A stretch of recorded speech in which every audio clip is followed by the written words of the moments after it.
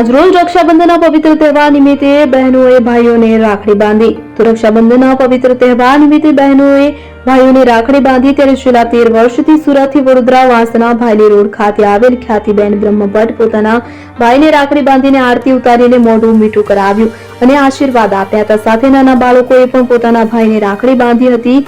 શું મહત્વ છે રાખડીનું તે ખ્યાતિબેન બ્રહ્મભટ્ટે જણાવ્યું હતું. હલો, હું સુરતથી છેલ્લા 13 વર્ષથી મારા ભાઈને ત્યાં વાસના ભાયલી રોડ ઉપર આ તહેવાર મનાવવા આવું છું, રક્ષાબંધનનો. અને અમે સપરિવાર સાથે આવીએ છીએ અને આજનો શુભ મારા ભાઈનું પ્રેમ જળવાઈ રહે તે માટે હું ભગવાનને પ્રાર્થના કરીશ કે એનું સ્વાસ્થ્ય સારી રીતે જળવાઈ રહે, ભાઈ ભાભી અને એમના ડોટરનું.